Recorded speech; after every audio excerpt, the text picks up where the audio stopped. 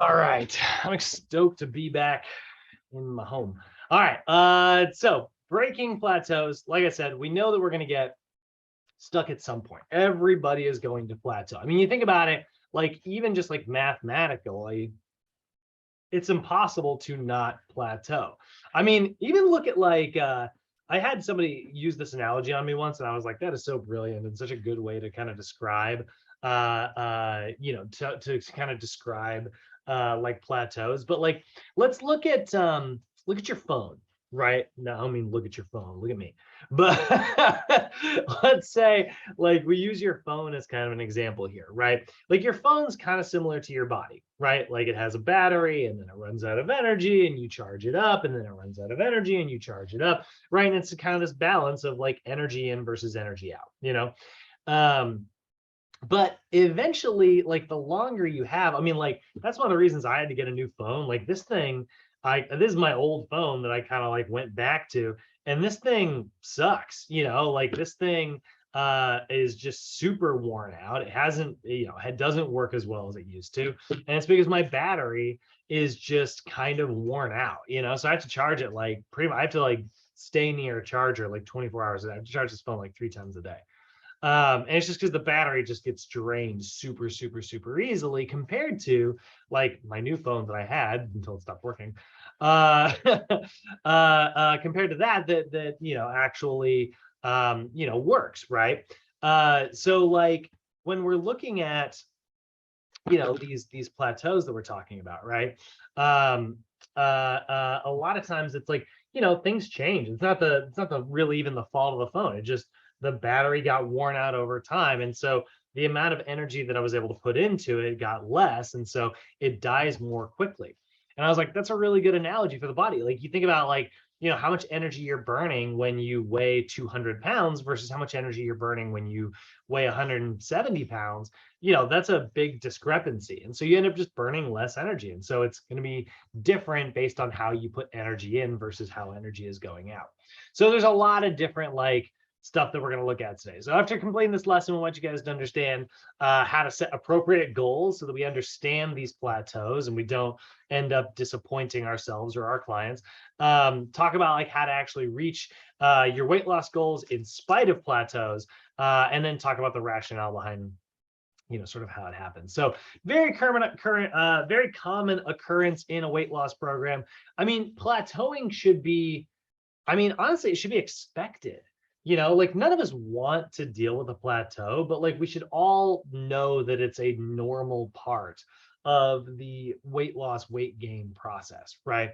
And so, but what's frustrating about it is that it doesn't feel psychologically or emotionally like it should be happening because you are trying your hardest to like do everything in your power to follow the rules and do your diet the way you want to and stuff. And so people will often report a very low caloric intake.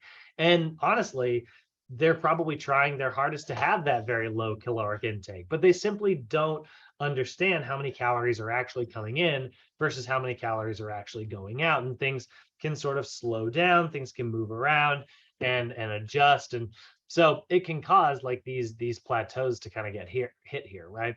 So how does this actually happen? Well, the two sort of like most common and really the two, only answers that kind of explain plateaus, part of it is physiologic adaptation. Now that physiologic adaptation could be in response to like weight loss, right? Let's take a look at we'll go to a BMR calculator here. And we take a look at it and we have somebody who's 25 years old. Say they weigh 200 pounds at first, right? And they're exercising 4 to 5 days per week.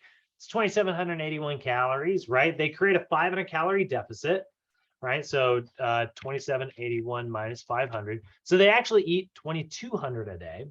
And then what that does is they're going to lose 1 pound a week. So let's say it's been a few weeks. Let's say it's been 20 weeks. They're 20 pounds down, right? So now they weigh 180.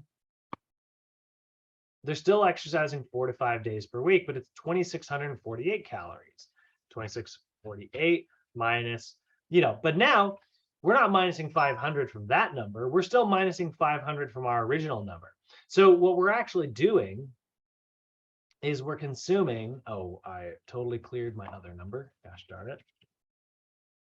So 2781.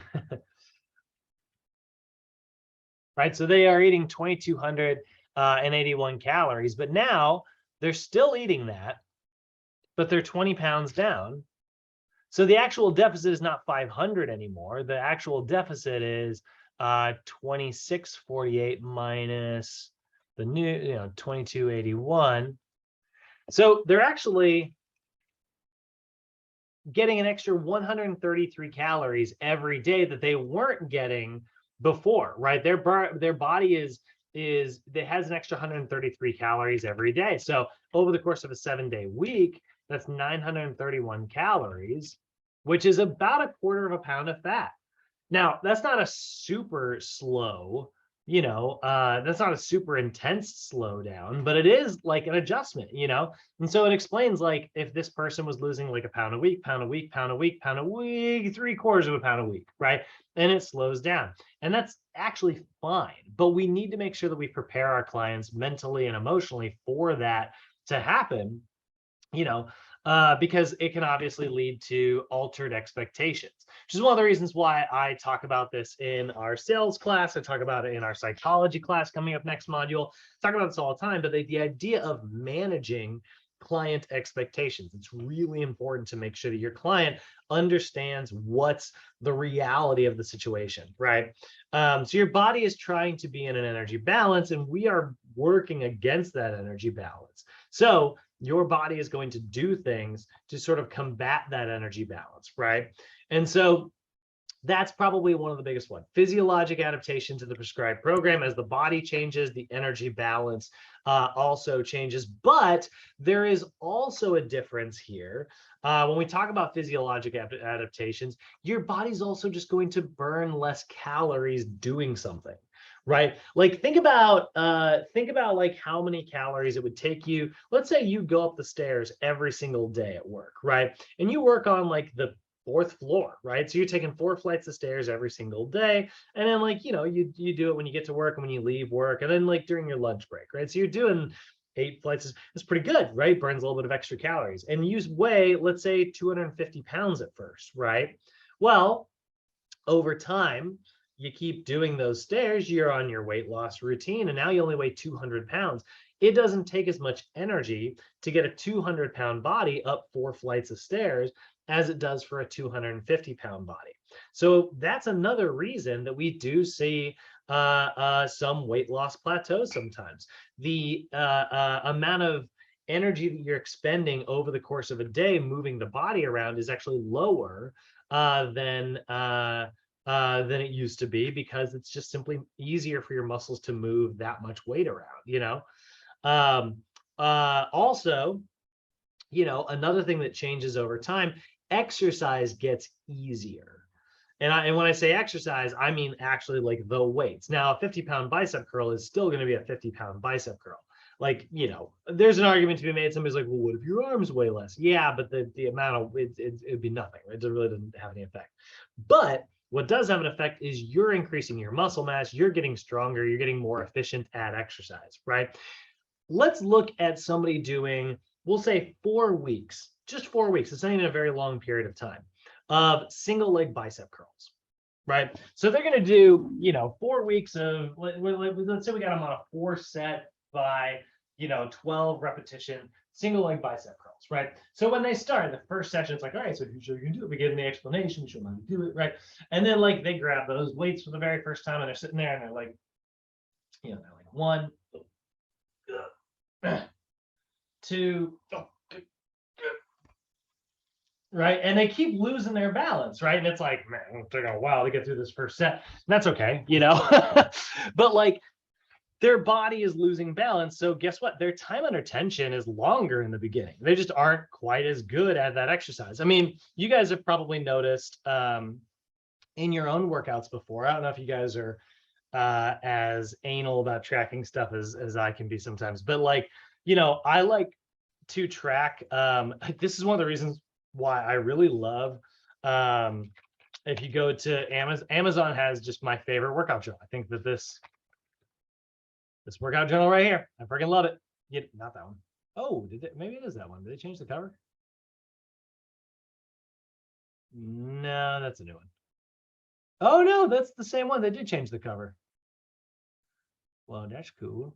But the one I always get is this one. This really, really, really, really, really, really simple workout tracker right here, right? Should last you a couple months. It's really, really, really good.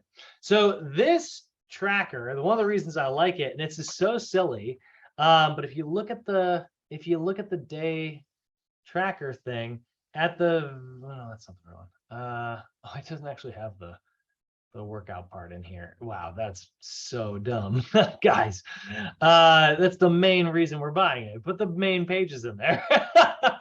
But at the very top, it has time of workout. It has start time and end time. I love that. I had never used that before until I bought this journal, but it says like what time you started lifting weights. I love to like look at my phone and be like, all right, 9:14, write it down. And then I get done at 10:26. And I'm like, whoo, I was here more than an hour today, and then you're training and you're getting used to your workouts.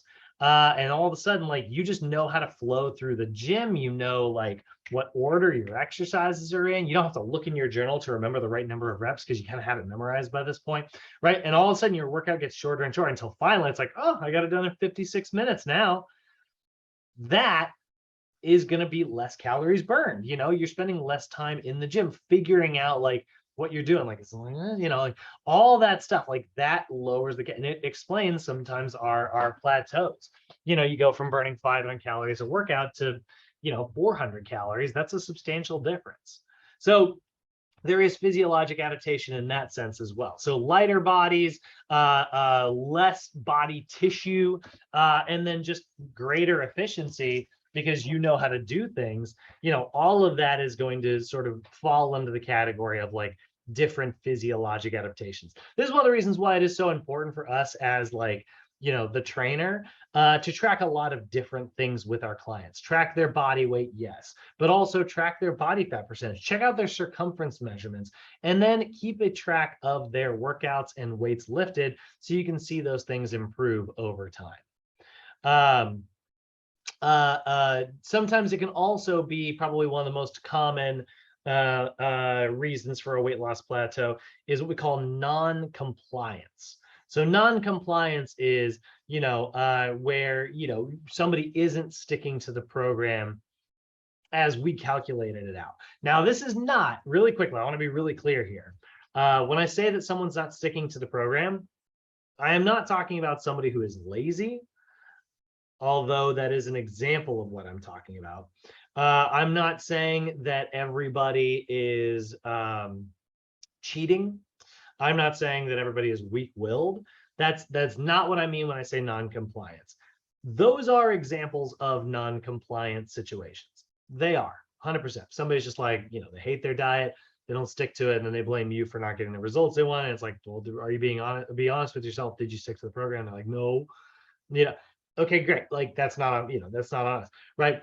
But sometimes non-compliance can come from places like not understanding how many calories are in something, like let's say you go to McDonald's and you get an iced I don't know why McDonald's is my example because I was going to use coffee as an example. Let's say you go to Starbucks and you get some Starbucks iced coffee, mocha, hazelnut, blah, blah, blah, blah, blah thing, right? And it's got like whipped cream on it, right? And you're aware, you're like, okay, like this is my treat, this is my cheat meal.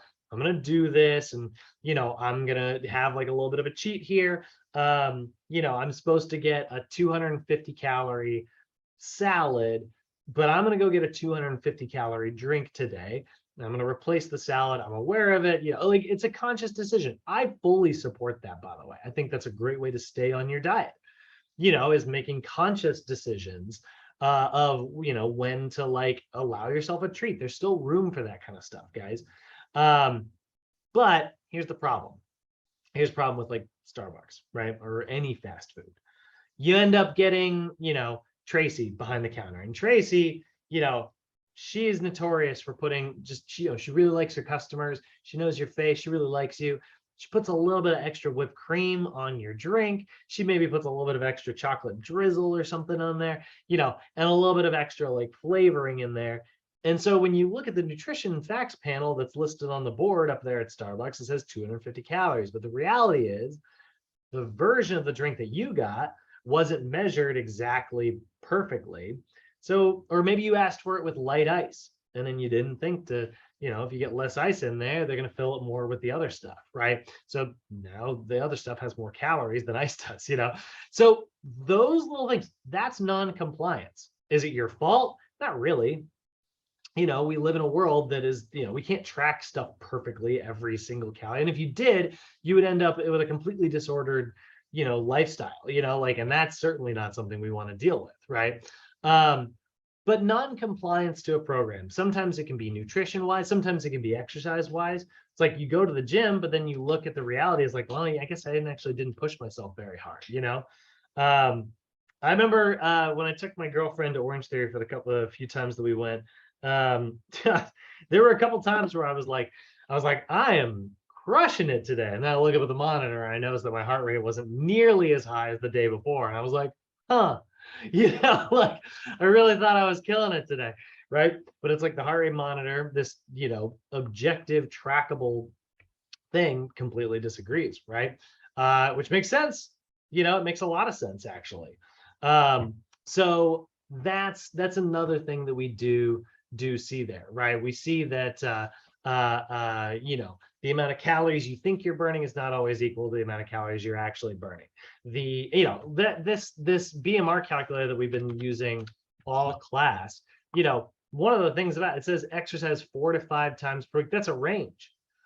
So what if you exercise 4 times a week? Is it this number? Or what if you exercise 5 times a week? Is it this number? The reality, no, it's probably, slightly plus or minus that actual number. It's clearly not perfect because that's a range, right? And what if your exercises are like, I do 100 burpees for 5 days a week? That's very different than I walk on the treadmill for 20 minutes 5 days a week. So the definition there is also going to be a little bit different for everybody. So that's non-compliance, right? It's not necessarily people being lazy. It's not people, not sticking to the program or having no willpower, right? It's just, there's a lot of things that kind of explain this, right? So we're going to see some of these right now, right? Like I said, physiologic adaptation. So sometimes like if we are dealing with like somebody who just physiologically adapts, right? One of the things we like to do, like I said, track different measurements so that you can have progress. Because let's say you have a client whose weight loss plateaus, but they're putting weight on the bar more and more and more every session. So they're clearly getting like stronger. Let's say that their circumference measurements are going down, their body fat percentage is going down, right? That's okay. Yeah, your weight plateaued, but all this other stuff got better, so that's not a real plateau. Body composition changes, like I said, as an individual's weight reduces their caloric expenditure. So if there's not a reduction in your calories, then you're no longer out of balance. So a lot of times, like, we either need to drop the calories a little bit more, or we need to actually move more, right? And what can happen is this actually can result in weight gain. This is one of the reasons I keep telling you guys I'm not a big fan of super aggressive fat loss routines where you really drop the calories super low. One of the reasons I don't like that is because it results in more lean body mass lost. And if you lose a substantial amount of lean body mass and then go back to your maintenance calories, what ends up happening is you end up having so much less muscle tissue that it actually becomes easier for your body to gain fat in the future. This is one of the reasons why a lot of people have a hard time, like, keeping the weight off, is because like they end up losing this thing that burns lots of energy. They lose a lot of muscle mass rather than just losing their fat mass. And then, like I said, non-compliance is huge. Underreporting the calories will result in, losing your deficit, right? So if you're eating meals away from home very frequently, it becomes very difficult for you to be able to track your calories because, all the people in the back, maybe Steve likes to use a little bit of extra oil when he's cooking that, that salmon salad that you ordered, right? And so it's got a couple extra calories in it, and you do the same thing, you go somewhere else. So meals away from home, or, not understanding portion sizes, or oftentimes even just like forgetting to put something in a food log. You think about like, uh, think about how unconscious you can get. This is why, like, I kind of hate opaque candy dishes. Like, I'm not a big fan of like clear snacks snack containers. I don't really love that. If I'm trying to put somebody on like a weight loss routine, I think that it should be like, you know, um a covered container, right? With walls that you can't see all the way through. And if you can see all the way through it, you're more likely to. I mean, they've tracked this directly. They've done experiments where they've put people at like desks and they've observed them, and they've put like little candy dishes, and the ones that are clear, you just see people unconsciously grabbing them the whole time while they're focused on this like other thing. Whereas like when they're covered and you can't see them, you're less likely to like, go out of your way. Or, I will do things where I'm like, look, you want to have ice cream in your life, like that's your favorite treat to have. Great. I fully support that, but don't bring it into your house. Go out to get ice cream, because then you're going to go, I'm losing money on this because it costs more to eat out. I got to park, I got to walk, I got to put my shoes on and walk in, like all of the, like the inconveniences. So then you just get this moment where you get to take a second and say, do I really, really need ice cream right now? And like that little second, if the answer is yes, I support you. Go for it. If you're truly honest about yourself, you're like, I need it. It was a stressful week, and I stuck to my diet really well. I did everything I was supposed to do, and I'm going to reward myself. Great. You have support from me to go to Baskin Robbins or Cold Stone or whatever. 100% you do. But unconsciously, just grabbing it out of your freezer because it's in your house, I think that that's not a very sound strategy. Or over-reporting your caloric expenditure. That's another really good example. This is one of the reasons why we really like, I like pedometers. I don't think pedometers are even that accurate. I don't think that they are amazing reporters of like actual caloric expenditure. I don't think that's what they're for. But I do think they're a good way for you to minimize your mistakes, right? Remember we watched that video about the two guys, right? And one of them, they were twins, right? And they both had the same lifestyle, right? But one of them just ended up like, he was so exhausted from his workout, he sat more at his desk rather than standing. He took the elevator instead of taking the stairs, right?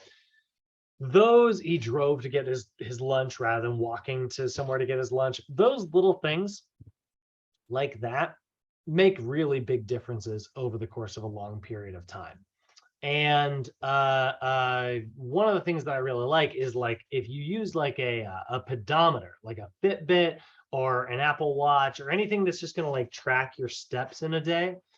If you see that every day you got, and I'm again, they're not even accurate. You get credit for typing, on those things oftentimes. But just getting out there and consistently, if you're hitting the number 10,000 every day, or if you're hitting the number 8,000 or 12,000 or whatever number of steps there is, if you just hit it consistently every single day, it minimizes your mistakes. That Monday through Friday is consistent, and you don't have like a super low energy day in comparison to like your other ones, right? So I really like stuff like that. I think that can be a very helpful tool there. So when it comes to breaking weight loss plateaus, we kind of been talking about this whole time because it's impossible to talk about like plateaus without talking about how to break them. But like simple changes are often the ones that tend to be most effective, right? A lot of times people get plateaus and they freak out and they're like, oh no. And then they go on a new exercise routine, right? They go back online, they spend more money, they go out and they buy a new like weight loss supplement, right? Some thermogenic fat burner or something like that, right? They make these really big swing changes, right? And that's not what we're talking about, right? Smaller changes are a lot easier for you to be able to break your plateaus. So really tiny, like small changes that you can make, you know, maybe incorporate like a new activity into your lifestyle, like a short little walk, right? So now it's like you still go to the, to your lunch break every day, but now instead you're going to walk across the street, right? Rather than like driving, or you're going to walk down the block, right? That little tiny like change can be really effective. I mean, this is a super controversial like thing to bring up because the guy ended up being a freaking monster, terrible human being. But like, you think about like those old 90s Jared from Subway ads, he didn't, there was nothing magical about Subway. Subway wasn't great, right? But that, what was really effective was getting out and going for a walk every day. You went to, that is great. That's what we want, right?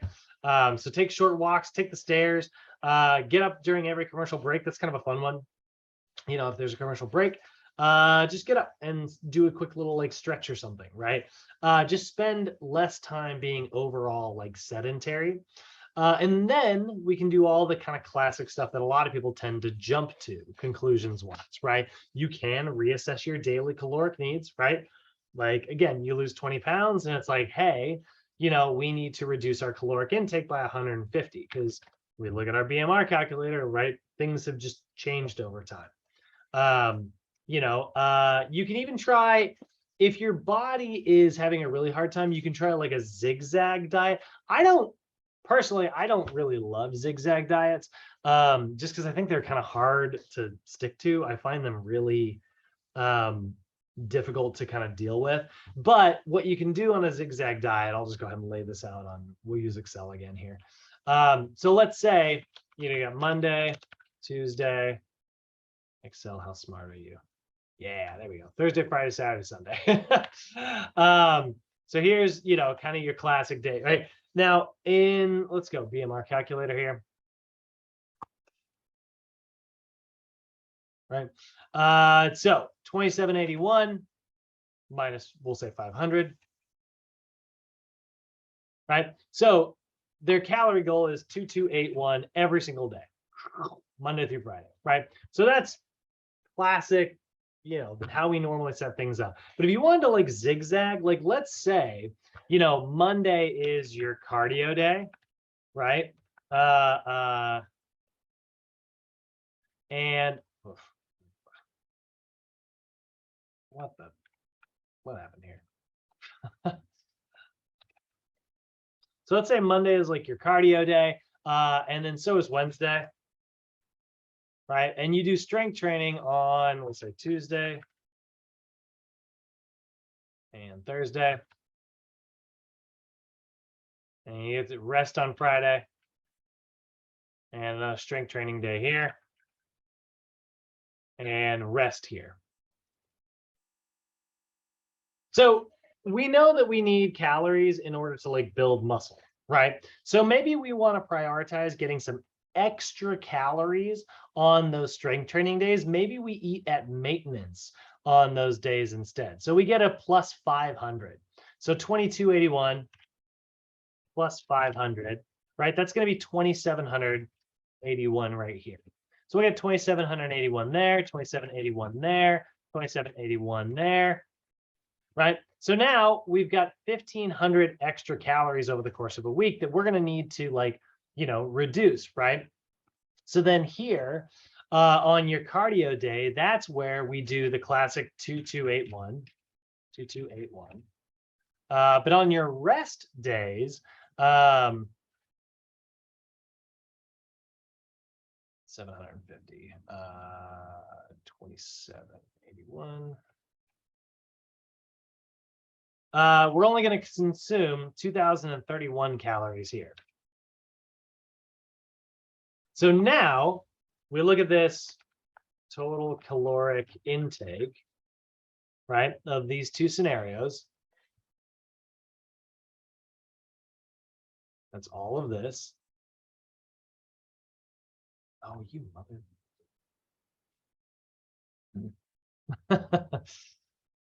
Oh, actually, it worked. Never mind. And if you look at the sum here,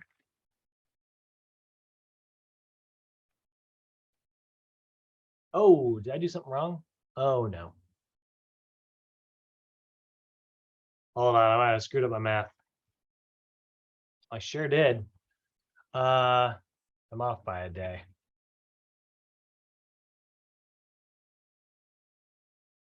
I'm off by 2 days. Wait, I'm way off just in general. What happened here? Hold on. I gotta remake this. I think you Sorry. did 1,500 instead of 500 caloric deficit with the second day. Thank you. But you get what I'm going for here. So this, Yeah, I was pretty good at math. right? Thank you. Thank you. Thank goodness somebody is.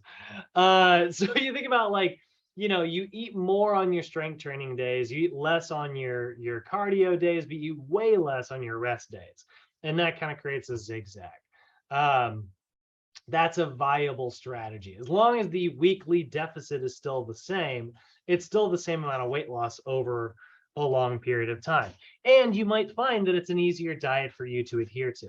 This is one of the ways that I will say, as much as I don't like zigzag diets, I will say an easy way to do a zigzag diet is to pick a low amount of calories, and then that becomes your baseline. But on your strength training days, you drink an extra protein shake.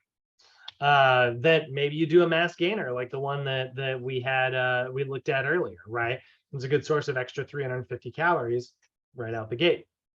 So if you do that, then you know that, like, you know, that's an extra 350 times however many days you do it. As long as the deficit is the same over the week, you're still you're still losing the same amount of weight loss. So zigzagging can be effective, but again, I don't know. I find it to be kind of complicated. I mean, clearly I find it complicated. I just gooped it up. So I don't necessarily love zigzag diets. You can find zigzag calculators out there, zigzag diet calculator. You can find other calculators out there. So we'll say 30, 200,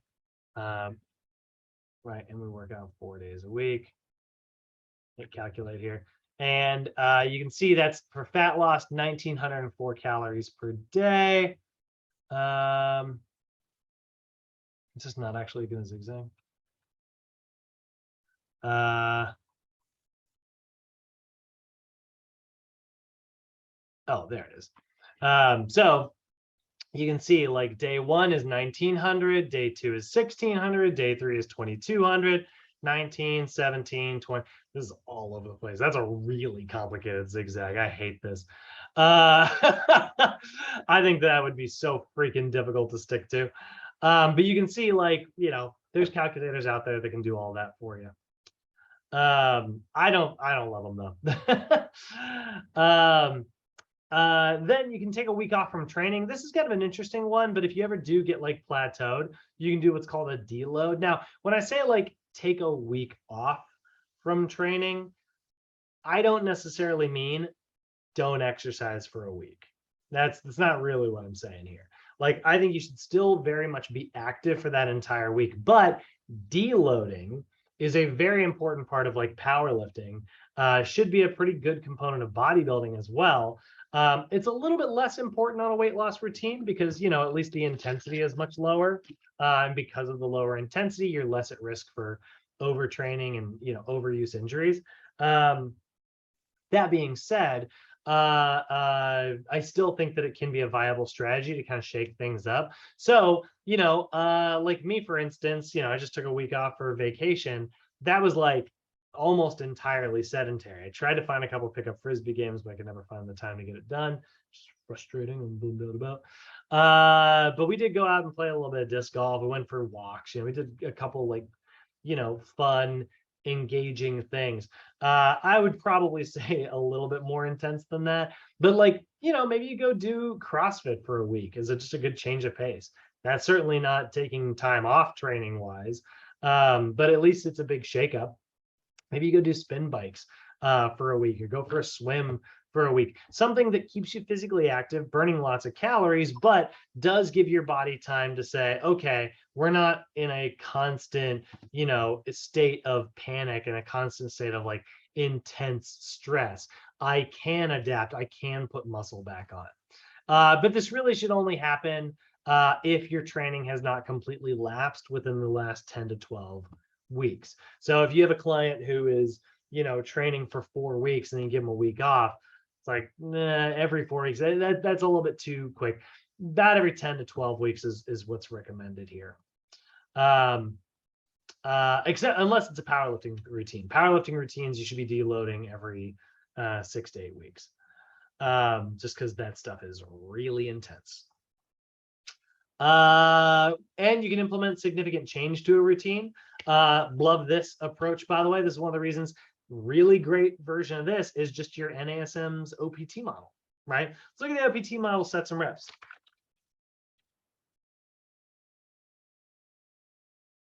Let's try and find a picture of this going up the staircase. Close. Come on.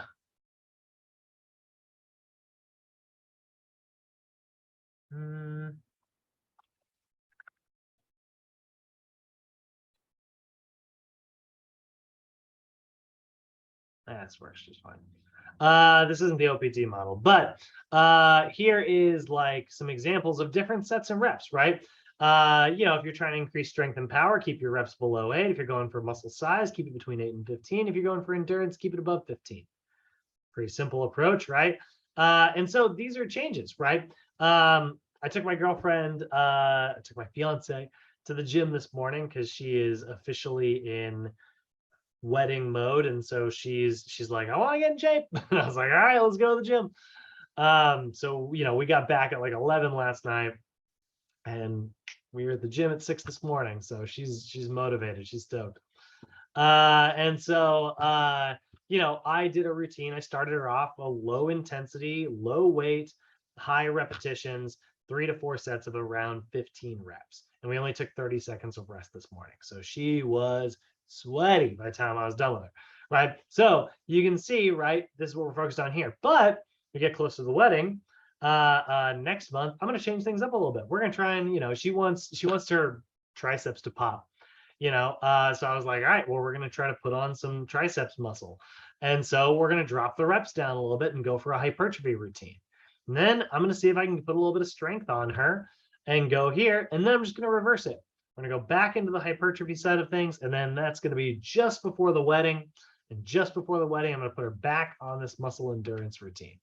And so I'm using this right now, the stabilization phase. I'm using that as a way to help her learn the exercises and get used to how to do it and like build a foundation. Then I'm going to fire up the weight and the intensity a little bit. Then I'm going to fire up the weight and the intensity a lot bit. Then I'm going to back off to that medium intensity and recapitalize on all the strength that we gained there. And at the very end, I'm going to go back into stabilization because it's going to be very good for resetting, giving her body time to like adapt and repair, but also burns the most calories. Well, at least burns the most calories if you do it the way we're doing it. So if you look at you think about like the annual plan that I've got planned for Lindsay and I, right? You can see, right, we are in July, or we're in August now. So August, we started in stabilization. I'm going to move her into hypertrophy in September. Max strength in October, back to hypertrophy in November, back into stabilization in December. And then next year, we're going to go back into hypertrophy in January and back into stabilization in February. And then weddings in March, and there we go. That's the plan that we came up with, right? That's my sort of cycle for her. And you'll notice like we never get used to any one particular thing. Could I do this differently? Absolutely. I could totally stay in one phase of training for multiple weeks, right? I could stay in stabilization for 8 weeks if I wanted to and do it like this. And then just right here, drop one back at the very end. That would work really well as well. In fact, I'm still toying with the idea of maybe doing that. So that is the significant change in routine. Hopefully that will keep her from plateauing, and so that, significant change can be really helpful, right? So try a new form of exercise, go to a boot camp, do some cardio that you're not used to doing, put me in a pool and I'm going to be like, what am I doing? I hate swimming. So like, it's not that I hate swimming itself is fine. I actually don't mind swimming laps. I think that's actually pretty fun. But I don't like hanging out in pools. But like little changes like that, they're kind of fun. And then move more, finding ways to get more daily exercise. We kind of already talked about that, but like getting up during your commercial breaks, parking further away, taking the stairs. Here's kind of a fun one. Increase your water intake. Carlos, I know you're a fan of this one. But like, yeah, upping your water intake is actually really helpful. A lot of times, guys, this is kind of a dirty secret, but like a lot of times your brain, your instincts, they know that it knows that there's a lot of water in food. So when you are dehydrated, your body will crave food. So a lot of times, like, hunger is mistaken for thirst. So make sure you get enough water every day. You do that, your stomach is going to be more full. You're going to be in the bathroom much more often, which is going to help you burn extra calories. And you're also going to decrease your overall caloric intake. I saw a meme once. Let's hear. Drink water. Meme. What was the? I saw like such a funny meme. It was like, no. Oh, it says drinking 1 gallon of water a day helps you avoid people's drama because you'll be too busy going to the bathroom. Love that. I think that's great, So that's always kind of a funny one. Reassess your long-term and short-term goals. Now, here's the thing. This is actually not a way to break a plateau. But it is sometimes something that you have to do if your client gets a really hard plateau. So let's say a client plateaus for a little while. They're stuck. They're not meeting their goals. They're not meeting their intake. We can't figure it out. Sometimes that happens. Sometimes you'll need to reassess your long-term and your short-term goals. So what that can do, one of the reasons we like a good blend of long-term and short-term goals, let's say you only have a long-term goal. Like my girlfriend and I, Lindsay and I were sitting down and she was like, I want to get in shape for the wedding. I was like, great, let's get in shape for the wedding. Excited about that, planned it. It's in the books. That's a long-term goal. And it's more than 6 months away. But like me, who knows, like working with like habits and stuff, I was like, but we should probably curate a couple other fitness goals that we can focus on. So for one was getting through all of the workouts this month. It was like August. So like we're going to lift Monday, Tuesday, Thursday, Friday. And I'm going to go to my Frisbee games on Wednesdays and Saturdays. So I was like, that's 1, 2, 3, 4, 5, 6, 7, 8, 9, 10, 11, 12, 13, 14, 15, 16, 17, 18 workouts that we need to get this month. Right. So I was like, let's create a goal. If we get 15 workouts in the gym, right, then we've reached our goal and we're happy with that. But if we get the full 18 in, we'll both go out for a nice dinner. So like we'll have like a really, we'll go out for a fancy date night, and I was like, I'll wear slacks, which is always, she loves it when I dress up. So like, because normally I look like this every day. So that's like kind of a fun thing that we'll both like really enjoy. So we have a short-term goal. Now this short-term goal feeds into our long-term goal. So we're less likely to like lose motivation overall because we can see a short-term goal that we're focused on like real quick. Sometimes if your client gets stuck, you can also try to increase social support. This is also really helpful for helping your clients stick to a routine. Sometimes people will plateau simply because, they're kind of dogging it. They're going to go into the gym, they're going through the motions, that kind of comes from like it kind of goes back to the underreporting of calories burned, right? But finding a way to like get somebody else to like motivate them and go to the gym every day, that's great. Like she was like a little nervous. She's like, do you want to work out with me? Like, I know like your workouts are very different than mine. And she's like, I don't want to like hold you back from the kind of stuff you're working on. I was like, not at all. I would love to have like somebody to, keep me accountable, because there are days that I don't, there are days that I love my bed. I don't want to get out of bed. Like, so I love the idea of like having, like I'm motivated, we've got each other's back, which is really exciting. And then one of the biggest ones, my favorite one, always encourage self-monitoring. You guys know that I love food journals. I love workout journals. Track your progress. That drive awareness into the brain, right? It's just a really effective way to kind of see things. The more you can track, the more effective your workouts are going to be. Now, what about diet pills? What about stuff like that, right? What about taking like a supplement, like a fat burner, right? Let's get online here. There's actually a lot of different types of fat burners, but let's just look at thermogenic fat burners. So thermogenic fat burners, the classic fat burner, hydroxycut. Where'd it go? I just saw it. I lost it. God dang. It was literally on the other page. There it is. Hydroxycut, right? We all remember these commercials from the 90s, and we remember, let's take a look at the ingredients list here. What is hydroxycut? Well, most of it is caffeine. It is 265 milligrams of caffeine. How much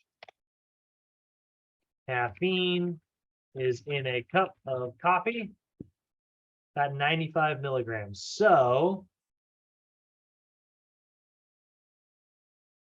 there are about close to three, about 2 3/4 cups of coffee in these two little capsules here.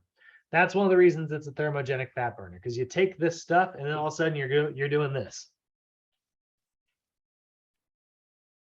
Yeah, 100% people were getting sick from these pills. Yep, they super were, because they did not realize that all it is well, it's not all it is. They didn't realize it's a big caffeine pill. So they were doing their regular coffee. And, you guys got to remember, caffeine is, it's a diuretic. There's a reason people always talk about like, getting things moving in the morning with like a coffee and a bran muffin, like, it can cause, stomach cramping. It can cause like, gastrointestinal distress, things like that. So there's that. And then L-theanine, that's fine. That's just an amino acid. Don't worry about that. It's also got cayenne pepper in it, which is kind of interesting. That's actually just the capsaicin. It's like eating a lot of peppers, actually. Cayenne pepper is really hard for your body to process. So your body works really hard from eating that. So the idea there is that it's getting your digestive system to burn a little bit of extra energy from processing the pills. Part of it is green tea extract, or in this case, green coffee extract. So 200 milligrams of that. Oh, look, more caffeine, right? So there's another reason why people are probably getting sick. About 200 milligrams. I don't know that that's 200 milligrams directly of caffeine, by the way. I don't know what the conversion rate of green coffee is. So I wouldn't necessarily say it's a direct 200 more, but we know it's some. So that's even more caffeine. And then it's got yohimbe extract. The idea there, I think that there's a lot of people that talk about how yohimbe can help burn fat. Same thing is true of like green tea. There is sort of a fat burning property to green tea that they've observed, but it's been very difficult to repeat. So like a couple studies have shown that it works, a couple other studies have shown that it doesn't work. I don't believe that green tea burns fat. And I don't really believe that yohimbe extract does either, but I do know that neither of them are actually harmful by themselves. Obviously, too much caffeine can hurt you. But like I do know that those are actually safe. But whether or not they work, and you're paying for them, whether or not they work, I think that's up for debate. And then these are just amino acids. Leucine, methionine, and tyrosine. That's like taking BCAAs. So hydroxycut, fat burner. Can you do that to help break a plateau? Yeah, I think that actually fat burners have been shown to work for weight loss. I think that it has been proven that they can give people results. really quick asterisks on that. I think that the reason people get results is because they're doing all this and they're wired and they're shaking all day long. I do not think fat burners are healthy. I will definitely say that, black and white. Personally, my opinion is that they are unhealthy.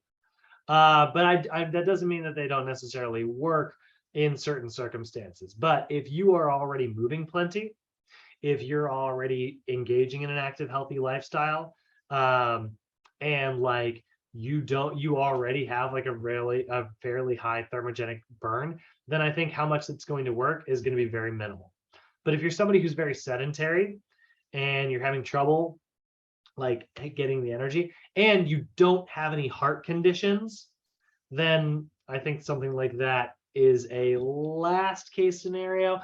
I would never put my client on it, but I do think that we should talk about it. I think it's a conversation because it's part of the industry.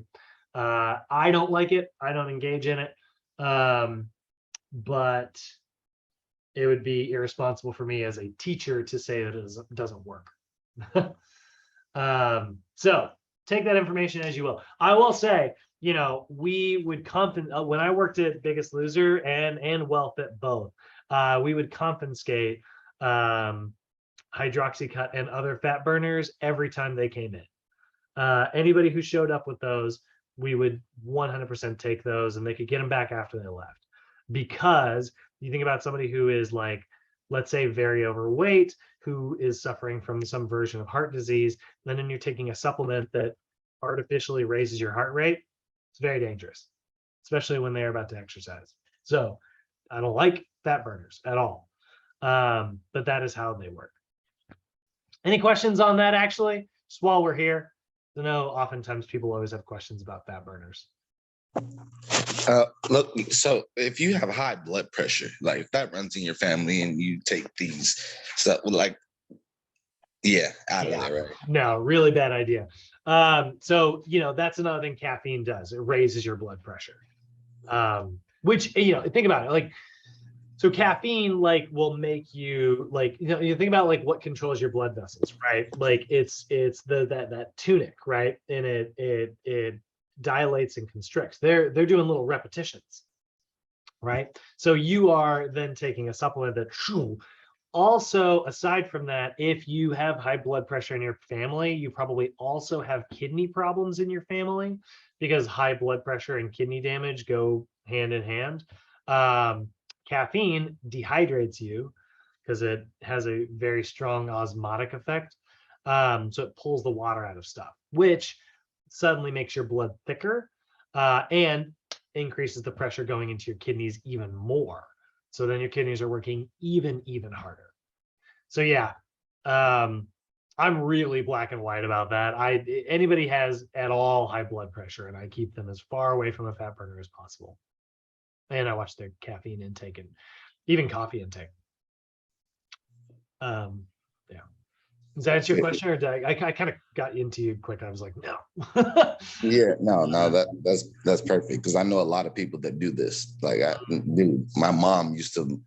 Dude, there was hydroxycut all over my house. I used to throw the shit away. Like, yeah. Wow. Like, not the second half. I'm too afraid of my mom, but yeah. Yeah. But yeah, no, absolutely. That was, my house was full of it when I was growing up. Yeah, no, I have a bunch of geniuses in my family who know everything, so man, I swear I get into real life arguments all the time with people, and like in my family at the gym about little stuff like this, and then I come back to them with facts, and then they're like, oh well, that's not for me, my body does it. I'm like, oh, of course, my bad. Oh, you're I the didn't know exception. your body. My bad. Yeah. Hilarious, because your body you're the doesn't work one the same person way. in the universe that's I get it. I'm sorry, I didn't realize. Yeah. Right. My bad. You're Thanos and stuff. Like, You feel like if you summarized my career in one sarcastic joke, I feel like that would be it. yeah, no, for real. Like, that's low-key why I'm doing this. So I can just go and tell other people, like, yep, you're dumb.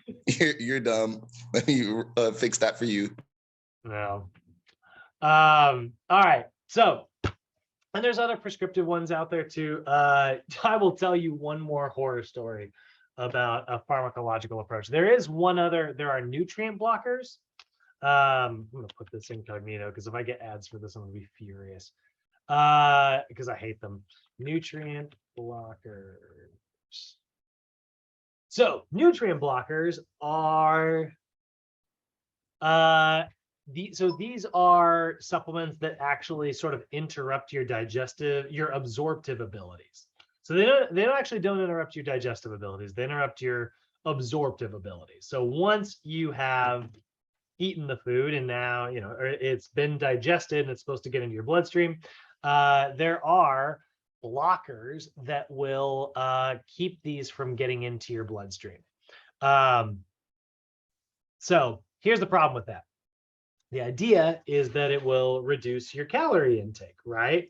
But the reality of what it actually does is that it reduces your everything intake. So then you end up vitamin or mineral deficient. And it can cause a lot of gastrointestinal distress. So if you've ever heard of Ally, is this still around? Is Ally still around? It is. Yeah, Ally still exists. So Ally is a nutrient blocker.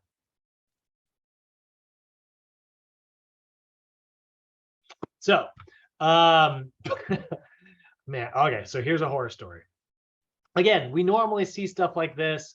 When we opened WellFit, which was, post Biggest Loser, we opened WellFit, it was meant to be a lot more positive. Biggest Loser was pretty hardcore. We were trying to not do bag checks at first. We really did not want to do, we did bag checks at Biggest Loser, and it was like, it just makes people feel like they're not very trusted. So, so we weren't going to do that on the second place. And so we didn't until we had this woman who ate a bunch of Ally, and she, I don't remember where she was from. She wasn't from the US, but she didn't speak perfect English. And so she had a hard time translating the serving size of the Ally. And what Ally does is it basically keeps you from absorbing fat in particular. So it basically, in the same way that like bile is an emulsifier, it's sort of like an anti-emulsifier. And what it does, it keeps fat from getting broken down, which means that fat won't be absorbed by your bloodstream, which means it goes through your digestive tract uninterrupted, leading to basically really oily poops, which is fine in small doses. But this woman took way too much of it.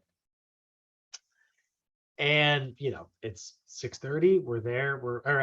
It's 7. And the hikes are getting ready to leave. And this woman doesn't show up. And we're like, ooh. And, we always keep an eye on that. We just check everybody to make sure everybody is accounted for every morning. And it's like, hey, did somebody go check on so-and-so? Like, they didn't answer their phone. They didn't show up. And it turns out they had driven themselves to urgent care during the night. But our general manager, Randy, poor Randy, he goes into this woman's room. And according to him, and I never saw this, it was like a literal horror movie with just, he said like there was just poo in the bed, on the walls, like it got somehow, how did it get on the walls? How did it get on the walls? I have no idea, but it was that's the amount of gastrointestinal distress this person had. And she was fine in the end, but she was like super severely dehydrated because obviously, and it was really bad for her. They had to pump her stomach. It was horrible. Did you just say on the walls too? It was on the walls, according to Randy, according to my boss. Oh, that's and insane. I'm like, how yeah, how is that even possible? Yeah, but he said it was like everywhere. He said it was like a horror movie, where they go in and they find like a murdered person and it's every, like, oh man. Terrible story. But yeah, don't take Ally. Not a fan of Ally. And she was fine in the end. She actually had a really good story. She really struggled with like body dysmorphia and stuff, and then ended up getting a handle of that over. She stayed with us for about 6 months. Ended up getting really healthy, got the psychological help that she needed. It ended up being a really positive story in the end. With a horrible beginning. So before we move into this next chapter is just a bunch of myths, so it moves really, really fast. I'm basically just gonna be like, does this work? No, move on. Does this one work? No, move on. But I do want to show you a video. I got a really good video. There's a longer one. It's a Jeff Nippard video, and he's going to talk a lot about some of the best weight loss tips. I pulled up this morning, so it should be in my there it is. So this is really cool. I really like what he did here. He compiled a bunch of leading experts in the weight loss industry all together in one little video here. So he's not doing a lot of explanation. I mean, he does some explanation, but you can see Eric Helms is on here. That guy's a friggin' genius. He's got a lot of really good physiologists on here. And if you guys want the links to this video, I'm going to put it in the chat bubble right now. He does a really good job of citing all of his sources. So if you check down here in the description, you will see there are a ton of really, really good research articles explaining all the stuff that he has in the video. So really, he just did a really good job with this video, and I really like it. We're always looking for innovative ways to save you money, so you can keep paying $15 a month. So in this video, I'm asking 5 highly qualified nutrition experts about the most effective science-based strategies for losing body fat. No matter how you slice it, the relapse statistics are still pretty bad. I don't want you to get too hungry. I don't want you to get too full. While none of these strategies are incorrect necessarily, they're also not required. Stuff that does, in fact, increase energy expenditure. Eventually, it will come off of that stubborn area. Your body has to pull it from somewhere eventually. So to get everyone on the same page, first I spoke with Dr. Eric Helms about the fat loss fundamentals. Now, Eric has published a ton of science-based papers in peer-reviewed journals, including recommendations for physique athletes, protein intakes during caloric restriction, and even binge eating behavior. So he started out by reminding me that on a physiological level, fat loss is very well understood and actually quite simple. Yep. So fat loss comes from an energy deficit. So consuming less calories than you need to maintain weight. Real briefly, you can technically see your body fat percentage go down eating at maintenance while you gain muscle. And you could possibly even, like if you had a really strong stimulus to gain weight, maybe lose, or gain muscle, I should say, maybe lose fat in a small surplus, perhaps. But energetically, you need to be in an energy deficit. And on our call, Eric emphasized that it isn't enough to just lose weight. We want to lose as much of that weight from fat as possible and as little of that weight from muscle as possible. And to help us do that, he laid out 5 keys for maximizing fat loss while preventing muscle loss. And I'll do these in order of importance. So one is got to have the energy deficit. The second thing is, well, how do we know that what we're going to lose is fat? And the best way to do that is to stimulate muscle to stay. So that is progressive resistance exercise. So that's the best tool we have. After that, the next most important thing is making sure that the size of the deficit is appropriate. A good general rule of thumb is somewhere between 0.5 to as much as 1.5% of your body weight. But I wouldn't use that higher end unless you are pretty high in body fat. After that, you probably want to have a sufficient protein intake. Good rule of thumb is, I would say, higher than 2 grams per kg. And if you are someone very high in body fat, quick rule of thumb that normally puts you in the right range so you're not over consuming based on your lean mass is to use your centimeters in height. That typically scales pretty well for most people. And then finally, the thing I'd mention is an appropriate volume of cardio. So you don't want to completely get your deficit from it. And modality and timing is important here. So not right before training, and you don't want something that has a ton of high impact or eccentric components. So a lot of running would probably be not the main choice. Decent rule of thumb is make sure that your volume of cardio is no more than half of your volume of resistance training. That's where Eric Helms and I don't get along. I love running. He's right, by the way, but bleh. Yeah, this is really bad for me playing basketball and working out. Yeah, I know.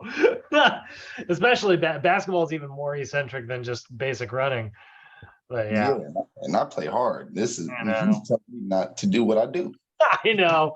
But remember, he is talking about this from like a bodybuilder perspective. So, not an athlete perspective. Just something I pulled out of my butt, but it's a decent line in the sand.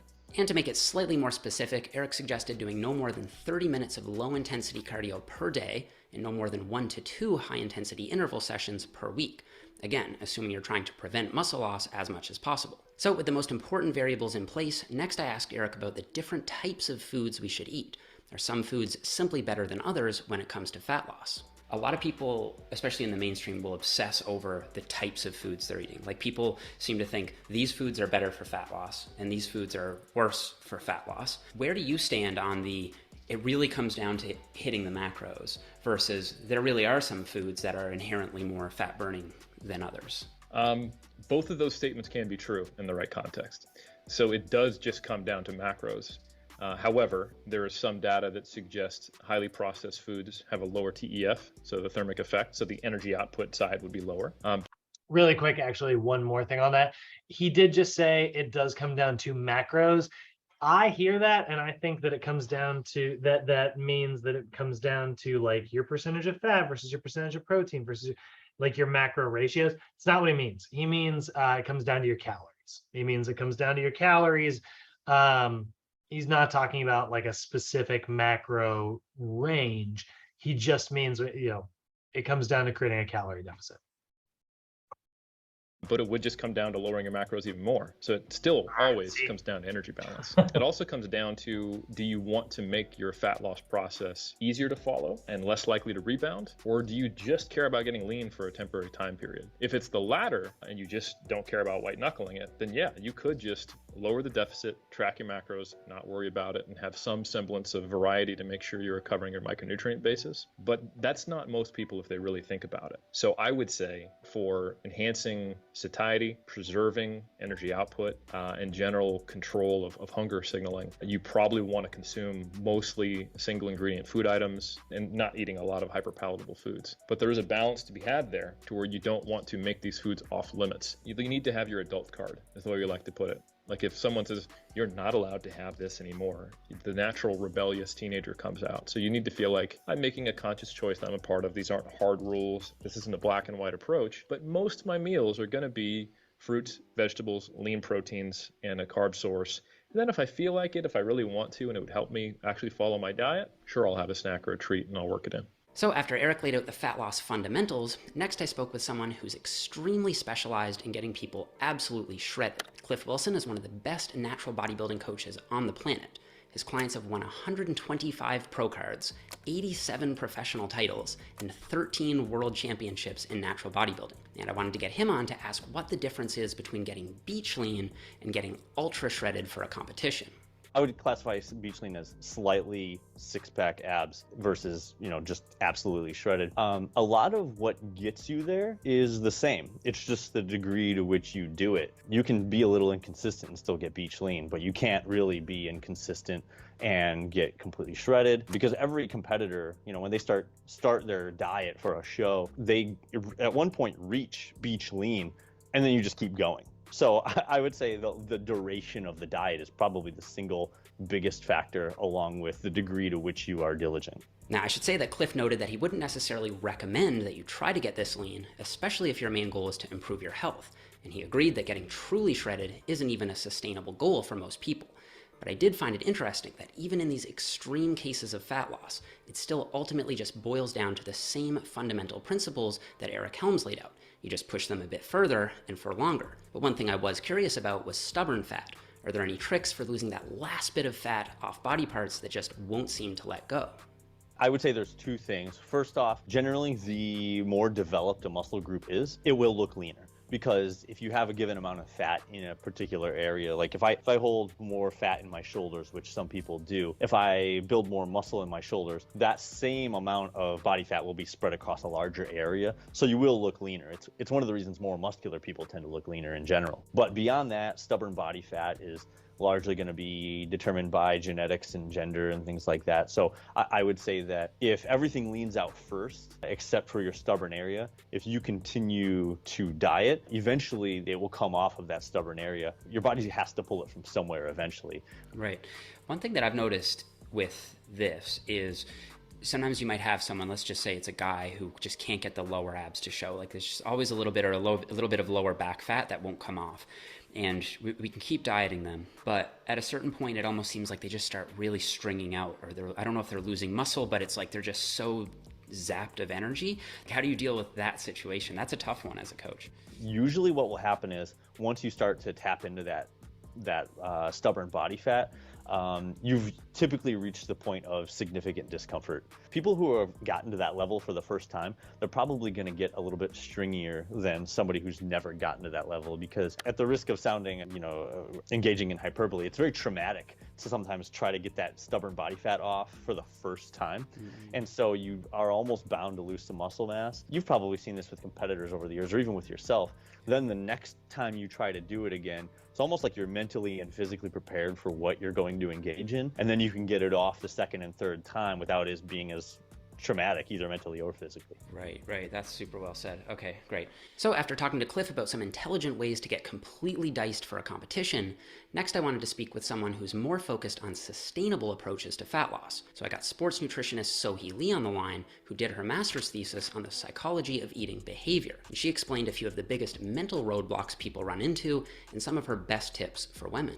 Well, I think generally speaking, men and women tend to make a lot of the same mistakes, but what I see happening a lot, maybe I see it more in women because I work primarily with women, but what I've seen is that they don't want to hear about a more moderate strategy that they can utilize for their plan. They want to hear, cut out these entire food groups. You can't eat dairy, you have to go keto, try intermittent fasting.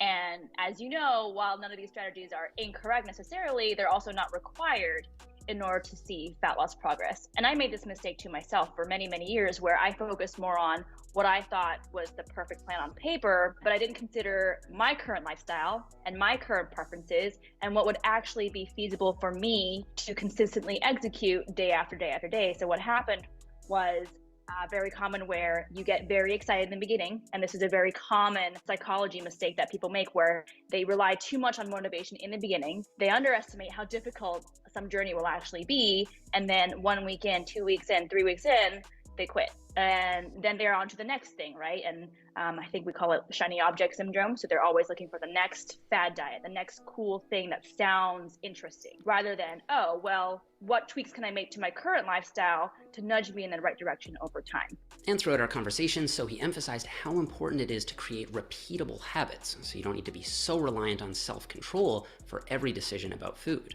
So there's always this idea that if you want something, you have to just try harder, right? Or if you fail on your goal, it's because you didn't have enough self-control. The research consistently shows that self-control is very, very helpful in the initial formation of habits, but it should not be utilized as an ongoing strategy for long-term behavior change. And the key feature of a habit, unlike self-control, it does not require cognitive effort for the habit to take place. So if we go into your kitchen or your home environment, your work environment, wherever you spend a lot of time, are there things we can change around to make maybe the higher calorie, the more calorie dense foods more annoying to access, right? If I put it at the top of your pantry, way in the back, chances are your intake is going to drop substantially because you're not going to be bothered to go that extra effort. We call this designing for laziness. And I like to say humans are lazy by default, and how can we use that to our advantage? Another example,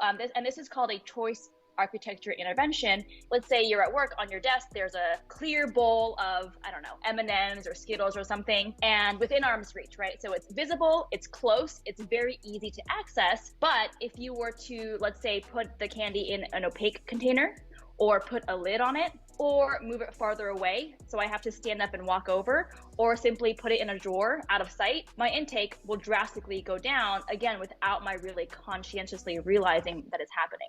And many of the points Sohee made were supported on my next call with Dr. Lane Norton, who also has a competitive background, but has focused more of his published work lately toward understanding why well over half of diets fail, and what we can do to help people keep the weight off once they've lost it. There's no one diet that pops out as, hey, the Mediterranean diet was best, or hey, low carb was best, or hey, plant-based was best. Because if you equate them for calories, then all the diets do about the same. And a lot of that is that dietary adherence is pretty terrible across the board. No matter how you slice it, the relapse statistics are still pretty bad. The more people regain it than keep it off. But despite the fact that weight maintenance is a challenge for many people, Lane has identified the 5 most common weight maintenance strategies used by people who were successful with long-term weight loss. What we do see is these habits and behaviors. And the first one, and the most common one, is that these people practice some form of cognitive restraint. So that can be in the form of calorie counting. It can be in the form of I'm not eating past a certain hour, or I'm not eating before a certain hour, so time restricted eating. Points like with Weight Watchers, or carb restriction, or fat restriction. There's any number of ways that you can restrict your dietary intake. Another one that may be a little bit surprising to people is people who lose weight and keep it off tend to self-monitor quite regularly, meaning they weigh themselves pretty often. I don't want to become dogmatic about that point. I'm not saying you can't lose weight and keep it off if you're not weighing yourself regularly, but what that does do is it provides feedback. And I'm not talking about like a day-to-day fluctuation because people get too wrapped up in that. But if over the course of weeks and months you see that scale going up, then you can correct for that. And then third point is not surprising, which is regular exercise. Probably the major reason is there's good evidence that exercise sensitizes you to satiety signals.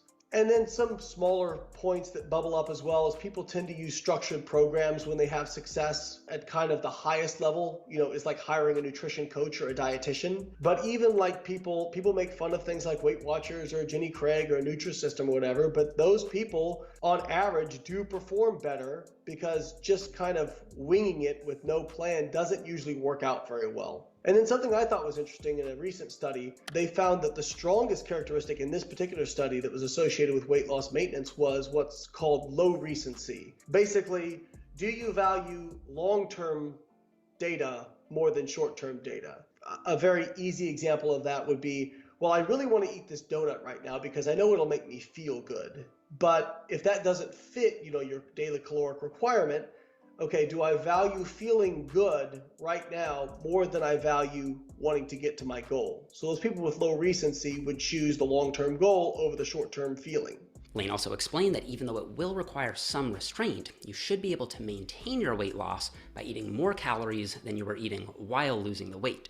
So once you reach your goal weight, you can start to increase your calories to a higher intake, and gradually, if you build the habits and behaviors we've been outlining, it should start to feel less and less restrictive over time. For me, I struggled with dietary adherence when I first got into bodybuilding until I switched to a more flexible dieting approach. And just the fact that I knew I could eat what I wanted so long as it fit my macros, I had no problems with adherence after that. It feels easy. I continue to do it to this day. It doesn't give me hardly any stress. But there are some people, for them, tracking macros is extremely stressful. I've heard from some people who say, I tried tracking macros, I hated it. I did low carb, and that feels easy to me. And so what I would say to people is find the method of restriction that feels the least restrictive for you as an individual, but also don't assume that what feels easy for you will also feel easy for somebody else, because I've also made that mistake as well. And last but not least, I wanted to have an expert on supplements set the record straight about fat burners. Now, Dr. Eric Trexler has published a whole lot of papers on a variety of different supplements, including caffeine, creatine, omega-3s, and plenty more. And in our chat, he outlined the different types of fat burners that look good in theory and whether or not any of them are actually worth using. There are plenty of types of supplements out there that are marketed for fat loss. So supplements that are supposed to enhance fat oxidation, things like carnitine and CLA, stuff that does in fact increase energy expenditure, caffeine, capsaicin, ephedrine, yohimbine, stuff like that. You'll also see things that are marketed as kind of hunger reducers. So most anything that's marketed as a thermogenic will also typically impact hunger. But then you've got other stuff like ginger and 5-HTP. And then there's also stuff that's marketed as kind of nutrient blockers. So things that modify or block the absorption of fat or carbohydrate. And so all of those on paper sound great, but the problem is they all have some kind of flaw. For things like caffeine, you worry about, if I try to use this consistently, will I habituate to it? There are some on that list that just have quality control issues, like yohimbine. Some have side effects, like yohimbine and ephedrine. And there of course, are some nutrient blockers that work too well and cause really unfavorable GI distress. And then for most of them, the issue is that there's just a lack of really strong conclusive evidence. And most of the ones that have been really well studied, you'll find that you could achieve what they do with much easier, more affordable methods. So let's put it all together now. Like someone comes to you and they're like, I want to lose fat. What supplements do I take? Are there any that you really would recommend to them? My recommendations would be the same for whether they're doing a fat loss phase or not. So I would still say, like, yeah, there are some supplements that can help you during your fat loss phase. They just don't cause fat loss, right? So things like creatine monohydrate, whey protein if you're not getting enough protein through your food, because high protein diets are fantastic for fat loss goals. When we're on a weight loss diet, sometimes it's hard. We'll restrict fat and it's hard to get essential fatty acids into the diet. And so fish oil could be a really good option there. There might be some vitamins or minerals that we're getting less of when we start reducing food intake. So it's another good reason why you might consider taking a multivitamin or even a vitamin D supplement as well. And before we wrap it up, I do want to direct you guys to a few things that I think you'll find helpful when it comes to your own fat loss plan. First, I've linked a few amazing resources that my guests have to offer down below, whether it be a tracking app, an ebook, or some other content. I also have an ebook called The Ultimate Guide to Body Recomposition, which outlines exactly how to set up your diet, whether your main goal is to lose fat, build muscle, or do both equally at the same time. And I'd encourage you guys to all go follow my guests on their respective platforms. They all put out great science-based content, so I'll have all that linked down below as well. So don't forget to leave the video a thumbs up if you guys enjoyed it, subscribe if you haven't already, and I'll see you guys all here in the next one. Okay. So, yeah, so I think he does a really good breakdown with like a lot of different people there. And again, you kind of heard that guy talk about like fat burners. He seems to, I mean, he said that Yohimbe has a lot more side effects than I have been aware of. So I would trust his opinion on that. But yeah, those are all like generally the best tips, right? You'll notice that it all did kind of come down to the fact that like, look, it was a calorie deficit is the big, thing that we're aiming for here. If we can achieve that, then we can tap into our fat for stores. And the reality is, yes, you're probably going to lose some lean body mass. Some people can gain a goodly amount of muscle if you're brand new to lifting, or you have a really good, strong like muscle adaptation response, then sure, yeah, like you might end up being able to put on muscle mass while you're, eating only at maintenance and then burning away body fat. But it's probably a little bit unrealistic, to assume that everybody's going to be able to do that. And so the more we know about this stuff, the easier it's going to be for us as professionals to manage our clients' expectations for things like this. So part of that conversation is also like, what about all the magic? You guys know I do not like magic. I mean, I love magic tricks, but I don't love like the idea that like, weight loss is magical, or, it comes through like hard work and effort, there's not one answer for the best way to do something. It's honestly, it comes down to a lot of different things. It's not so much one thing that you do, it's a lot of little things that you do. I was just in a debate with my future in-laws about this as I was back home recently, back at Lindsay's home recently, but it was like talking about like climate change and stuff, and I was like, it's not one person doing one big thing, it's everybody doing a lot of little tiny things. Like that's what's going to get us there. Yeah, I can talk about that all day, but let's look at some of these myths, right? So after completing this section, we want you guys to understand some of these myths and some of the fallacies associated with them, and be able to kind of educate our clients on the proper perspective that we want to have here. So the world of nutrition is full of controversy and junk info, and so there's a lot of discrepancy between like the media reports and how stuff is sort of like broken down, and a lot of times like people are like, well, scientists did this, and then you find out that those scientists are often like the same people that are on the payroll of the company selling the product, and it's like, that's not good. So we're going to look at some of these controversies. So what about like this idea of like high protein, low carb diets, right? Like low carbohydrate diets are very popular. And like, here's the thing, you guys have heard me say this before, I don't like sugar. Sugar is objectively pretty bad for us, but to say that carbohydrates are bad for us, I think is a pretty limited worldview, right? So, high protein diets like Atkins or low carbohydrate diets oftentimes eliminate things like rice, which is a really good source of B vitamins, bread, which is a really good source of fiber, pasta, which is good combination of both those things. And they often replace it with things like meat, which are often very high in saturated fats and sodium and things like that. And again, I'm not against saturated fat. I mean, in reasonable amounts. I'm not against sodium in reasonable amounts, but like, what we'll often see is like people will go on these various low carb diets saying that they're superior for weight loss, when the reality is like if you cut out, like I could put you on, I always call it like the alphabet diet, and it's like it's a 26-day program. On day 1 you can only eat foods that start with the letter A. On day 2 you can only eat foods that start with the letter B. Imagine what you're going to try to eat on day X. Like you end up cutting out all these different foods, and sure enough you lose weight because you created a calorie deficit, not because you created less carbohydrates in your life. So oftentimes this will put you into ketosis, which we know ketosis can be fine if you're not becoming like overly acidic or anything like that, but we certainly don't like ketogenic diets if you're becoming hyper acidic, because that can be very bad for you.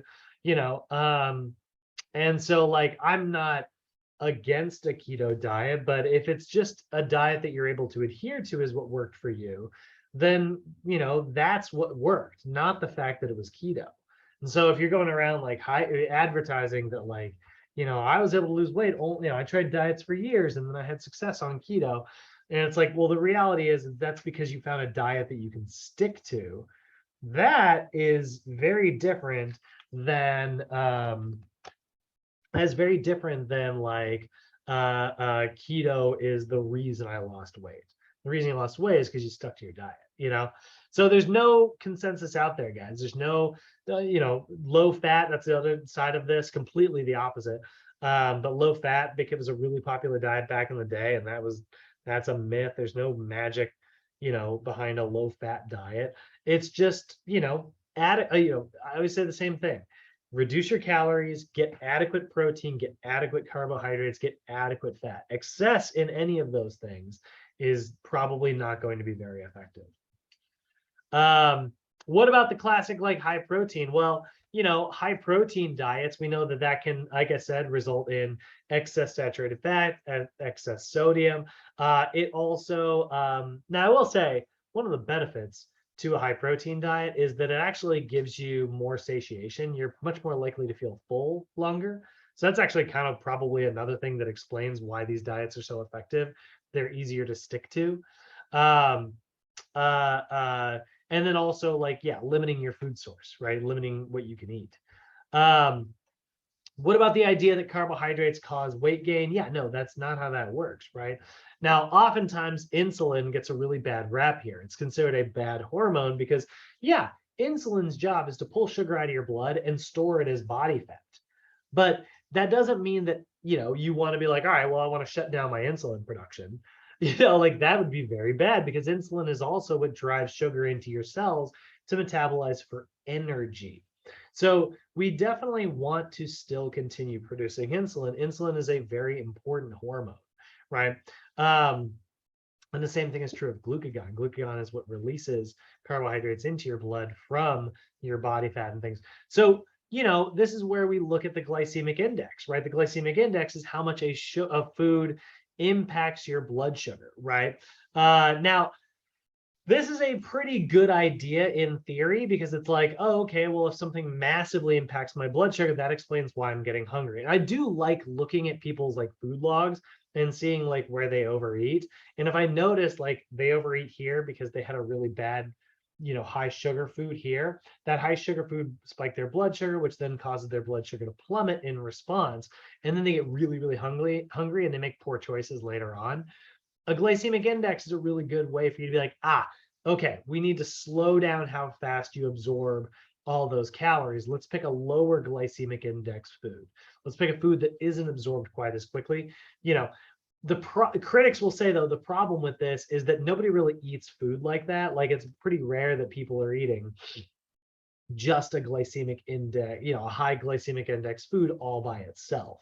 most of the time you're eating like a combination of things. So if I have like an apple, for instance, which is kind of medium on the glycemic index, but like is still like mostly sugar, and so that would cause my blood sugar to spike, that probably wouldn't be so good for me. But if I eat an apple with like a cheese stick, which has like fat and protein in it, that's going to slow the absorption of that apple and make me feel full for a lot longer, or peanut butter or something like that.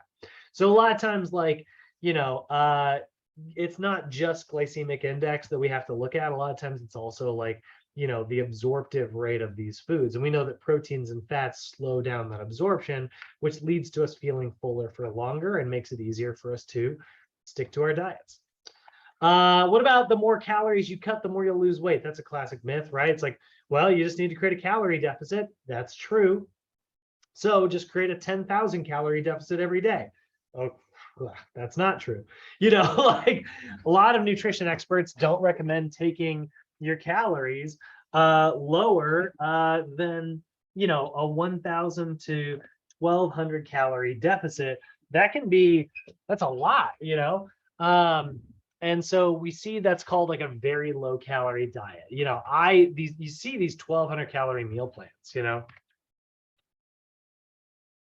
there's a million of them. Look at this. There's just tons. Look at this. There's books on it. There's posts here on the internet about it. There are tons of 1,200 calorie diets, but I think it becomes very difficult for you to get the right amount of nutrients in on 1,200 calories. It's often associated with malnutrition, which means that like certain minerals, your body starts releasing minerals into your bloodstream that it has stored, that it was using, because it's like, well, I need to get this from somewhere.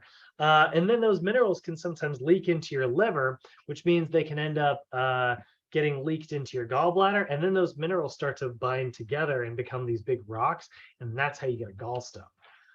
So we definitely do not like malnutrition because it can kill your gallbladder, which is not great. I mean, we don't necessarily need our gallbladder. It's not the most important organ in the world, but like, it requires surgery to remove the freaking thing. So maybe don't get one. My mom had to have her gallstone removed and nearly killed her. So not a fan of that. Certain foods can burn fat while you lose weight.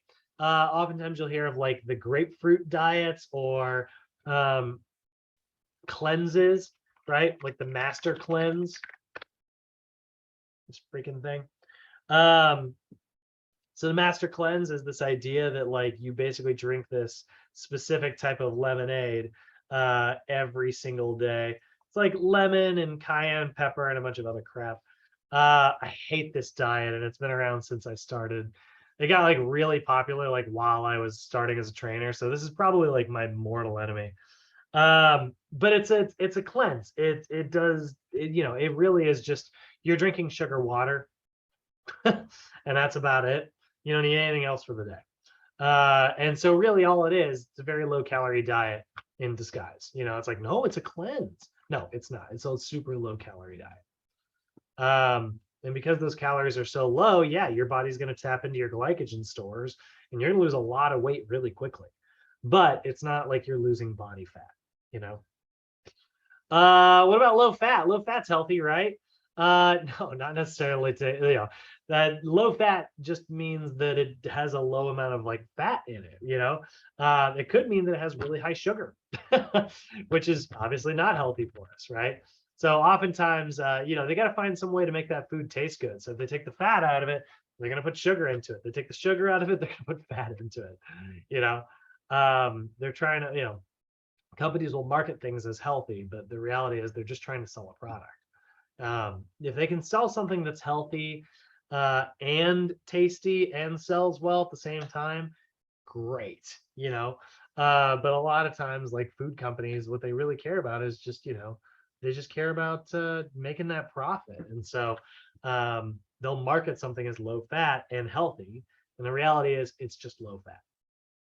They'll market something as low carb and healthy, but the reality is just low carb. Doesn't mean it's healthy. Those are not, what did I say the other day? A rectangle is a square, but a square is not a rectangle, not always a rectangle, I should say. Skipping meals, I could just do that. I'll just stop eating dinner. Like, what if I do that? No, a lot of times that's just like fasting. Now, fasting can be counterproductive if you are somebody who overeats while you're doing fasting. I'm not a big fan of that, but that's the same as overeating on any other diet. So I am not against intermittent fasting. Actually, I'll show you a quick little video here. I just thought of this. I wasn't planning on showing this, but ASAP says intermittent. They did a very, very, very fast breakdown of intermittent fasting. So here's a quick breakdown of how, just in case you guys don't know how this diet works. Well, we're always looking for innovative right, ways to get out save of your here. money, so you can keep paying $15 a month. Go ahead. This episode is supported by Skillshare. Campfires need wood to release heat, cars need petroleum to move, and you need food to fuel every aspect of your life. So what would happen to your body right now if you suddenly stopped eating food? To understand what happens without food, we first need to understand what happens when you eat. It starts with the sun, whose energy is harvested by photosynthesis in plants. We then consume that stored chemical energy either directly from eating plants like a tomato, or by eating an animal like chicken that has eaten a plant like grains. If we take a hamburger as an example, you absorb fats from the lipid-filled sauces, proteins from the beef patty, and carbohydrates from the starchy bun. And it's your digestive system using processes like chewing, gastric acid, and enzymes to break the food into small enough molecules that you can then absorb into your bloodstream. Any excess glucose is stored in the liver and muscles as glycogen, while some are converted into fats. You can visually see some fat stores in the pudgier parts of your body. There are around 37 trillion cells in your body, and you start to really harvest the energy from your food in the mitochondria of your cells. This is where glucose and fats have been broken down into acetyl-CoA and now go through the citric acid cycle, where they're modified continuously to release tons of energy-carrying molecules.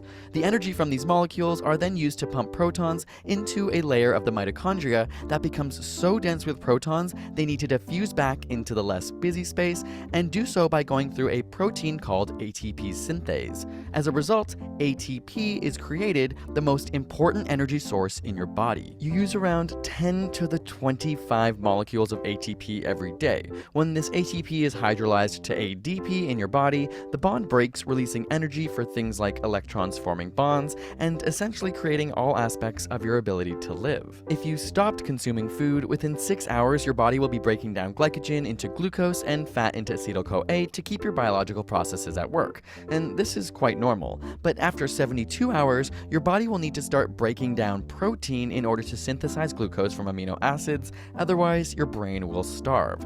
This is because fats used for energy can't cross the blood-brain barrier. With no vitamins and minerals being consumed, people may start to get sick within a week. After several weeks of starvation, fat stores become depleted, and all that's left for energy is proteins. At this point, essential proteins for survival like antibodies used to fight infection or muscle proteins used for strength are now being used to make glucose, and this loss of protein leads to severe illnesses. Death can come as short as 3 weeks to 70 days, commonly from a heart attack due to the tissue degradation of the heart, diaphragm, and body. A factor in how long you live is how hydrated you stay, and also how many fat stores you had to begin with. Although, it's pretty amazing to think that if you did stop eating today, you could potentially live for another 70 days. But please don't try this at home. If you love learning about food, that's like the really dark version of fasting at the very end there. But yeah, intermittent fasting, basically there's a couple versions of it. There are some people who will eat normally throughout the week, and then they'll do like a 1 to 2 day water fast where they eat nothing 2 days a week. Or there's the more classic version. Let's see here, intermittent fasting schedule. There's a more classic version of it, which we call like the 16-2 version, where it's like you have a basically 16-8 version, where basically you have like an 8-hour eating window with like a 16-hour fast every single day, right? So your first meal would be around 8 a.m. and your last meal would be about just before 4 p.m. or is that right? Oh no, how they do this? 10 to 8. That's not right. Noon to 8. Good Lord. These do not match up like size wise. So that's not necessarily a bad way to do things either. I know some people can adhere to this. If you stick to this, and that's what helps you like stay on your diet. I think that can be fine. Some people report more energy. There has been a little bit of evidence for like increased human growth hormone factor, which is kind of nice. But it's still just a calorie deficit. Like you can't eat an extra 250 calories a day on an intermittent fasting diet. It's still, you need 3,500 calorie deficit to burn 1 pound of fat. It doesn't matter when you eat those calories. Yeah, question. What's up? I just want to know, like, for the intermittent fasting, that it says first meal, like what you were, like, you didn't know, kind of, what does that mean? It says 4 p.m. That means 4 p.m. through 8 p.m. anytime, right? Yeah. I You think could eat so. all your calories you could have like one giant, 2,000 calorie meal, Oh at no. 4 p.m. That Yeah, would yeah, count. yeah. Yeah. Or you Okay. could split it up. Yeah. Okay. So I think That one of the means that reasons, you split it from 12 p.m. through 4 if you wanted, or 5 or 6 or 7, but after 8, pretty much nothing. yep. Yeah. So it's an 8-hour eating window. Okay, got it. Yep.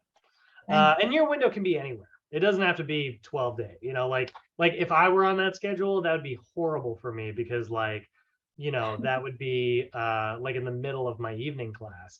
So that'd be like 2 hours where I can't snack on anything, which would totally like screw up. So I'd be like, really, I'd have like a little mini thing and then I'd have to cram all my calories after class is over. Wouldn't be very effective for somebody like on like my schedule. So instead, my 8-hour eating window would probably be better placed somewhere else, but yeah, it doesn't matter when you do it.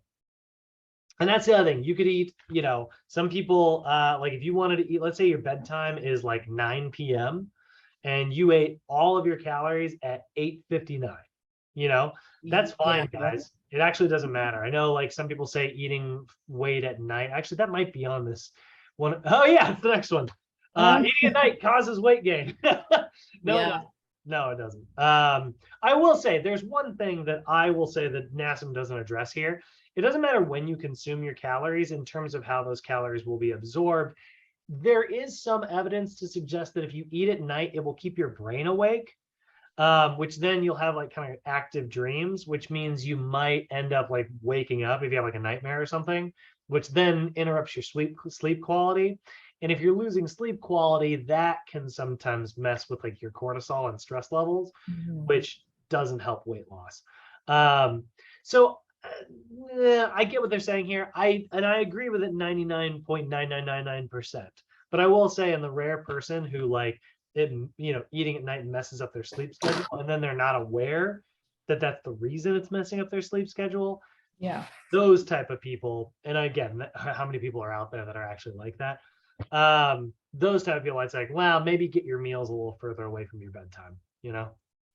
Yeah, I think so too, because that's what I do. Like after probably 6, 7, I don't eat anything. Like whatever I want to eat, I eat it around like 5:30, 6. I eat my dinner. Yeah. And that's it. So I mean, if that works for you, then great, yeah. But like, somebody else, like maybe, like, at what time do you go to bed? Well, I go to bed like around 10:30, 11. Okay. Yeah. If you had somebody who goes to bed at like 2 a.m. because maybe they work like, some type of job that's their bedtime and they Yeah. sleep late. It's like, oh, if you stop eating at 5, like you're probably gonna get hungry around 10 o'clock, Yeah, that's true. Sometimes when I stay wake a little bit more, so I would grab like a fruit yogurt Yeah. or something like that. Yep. Yeah, like but not too much. Sure. Yeah, I think that's a good suggestion. Okay. So yeah, so that's a good Thank one. What's that? Oh yeah, of course. Thank What about the whole vegetarianism? What about, can I do vegetarianism? Vegans are healthy, right? Doesn't that help me lose weight? Not necessarily. I mean, here's the thing. Plant-based diets are packed full of nutrients. You know what I mean? Because like you're just getting a lot of very green foods in, but that doesn't necessarily mean that you can't eat meat and be healthy, I'm not pro-vegan. I'm not anti-vegan either. If you want to be vegan, I fully support that. But like doesn't mean that it's like superior to, you know, an average everyday diet. I will say, what was that Netflix documentary? It came out right before friggin' COVID existed. Netflix documentary Arnold. Arnold Schwarzenegger was one of the producers on it. Game Changers. Cool movie, man. I thought this was great. I thought this was a really awesome movie. It is all about being vegan entirely, like just cutting out animal products entirely. And it follows like a whole bunch of these huge powerlifter, bodybuilder athletes. And they're clearly able to pull it off. I don't actually think it's superior. The argument they're making in the documentary is that this is better. I don't think it's better, but I do think it's an option. And so, hey, you know, just like, I mean, you know who I had a really good conversation with that was so funny, and it sounded like they were talking about diets. Like, here's the thing. I'm a Toyota guy. Toyota, I think, lasts the longest. I think Hondas do really well as well. I grew up being like a big fan of like Chevy, and I come from like a really farmy rural area where everybody has really strong opinions about Chevy being the best versus Ford versus GM, you know, versus Dodge, you know, and it's like everybody in my home farmer town has these opinions about what truck is best. And I was talking to like this mechanic one time. He's like, they're all about the same. It's like, he's like, here, whatever your preference is, you know, like if you buy a Dodge for the very first time it breaks down, you're gonna be like, oh, well, my Toyota never did this, and then suddenly you're, you know, he's like, but really, like, as long as you're doing your maintenance regularly, like, we as human beings know how to make cars at this point. You know what I mean? Like, they're all kind of the same. The idea that one is vast, and I'm not, and there probably are some differences, you know, but like the idea that one is like vastly superior to another one, probably not really, you know. Like, that's how I feel about, like, you know, diets and stuff. Is it better to be vegan? No. But is it worse? Also no, you know. What about more protein? More protein means more muscle, right? No, your body needs adequate protein. You know, it doesn't necessarily mean that more protein is going to result in more weight loss. We know that it's anywhere from, you know, 0.5 to 0.8 grams per pound of body weight. If you want to take that up to 1 gram per pound, I think that makes sure that you're really minimizing your mistakes, but like, I don't think it's necessary. What about exercising at low intensity? Low intensity gives you the fat burning zone, right? No, the fat burning zone is just where the most percentage of your calories is coming from fat, but you actually burn more calories at a higher intensity. So, you know, let's take a look at what that looks like mathematically. Let's see. Please, somebody have a picture of this so that I can just not have to make my own. Yeah, so this is sort of what it looks like, right? You know, when you're resting, most of your energy is coming from fat. When you're working really hard, most of your energy is coming from carbs. So the fat burning zone is right about here, where, you know, you are basically doing mostly fat and some carbs. Like 51% of your calories are coming from fat, but the remaining 49% is coming from carbs. So that's more fat theoretically. But let's see if I can find this picture actually zoomed in, please. Oh, come on. Give me just the picture. Ugh. All right, that's impossible to read, but that is exactly what I'm looking for. Gosh darn it. I'm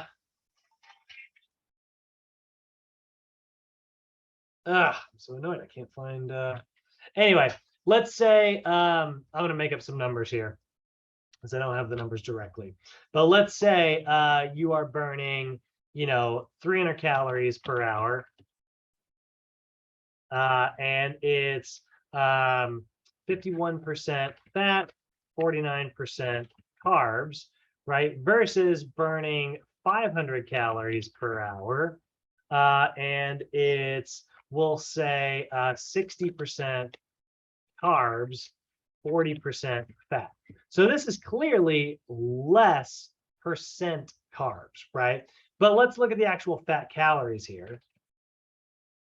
That's 153 fat calories, right? Versus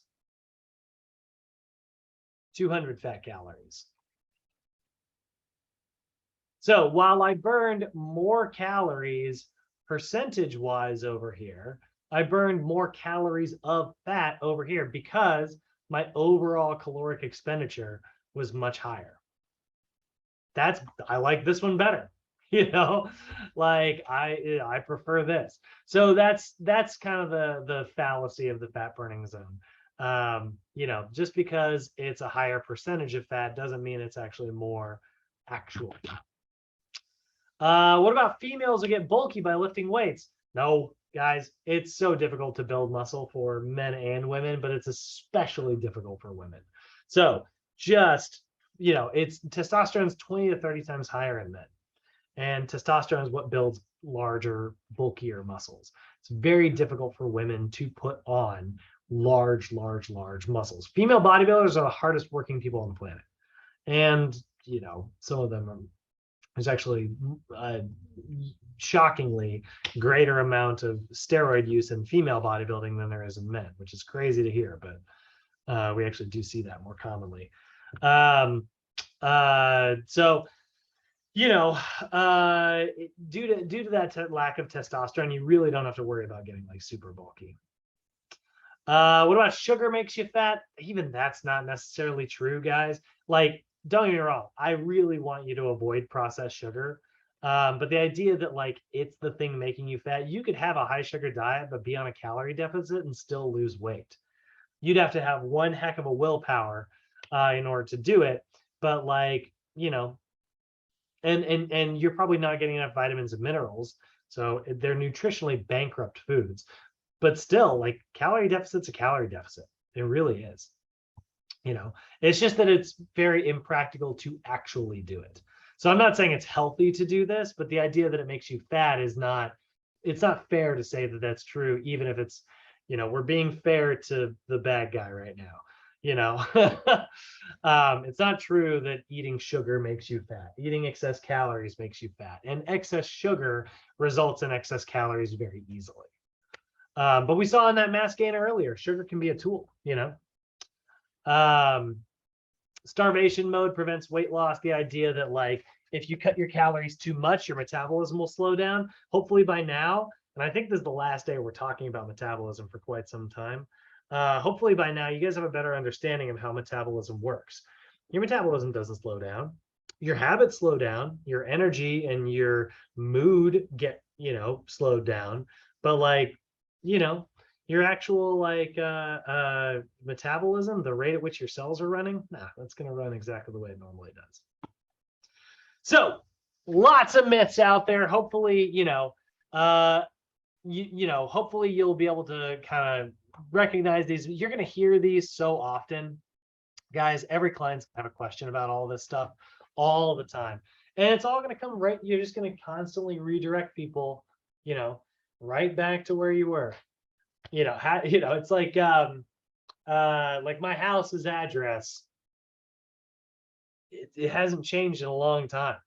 So if people are like, hey, can I get to your house by taking this street to this street? Yeah, you can. What if I take this street to this street? Yeah, that'll still lead there.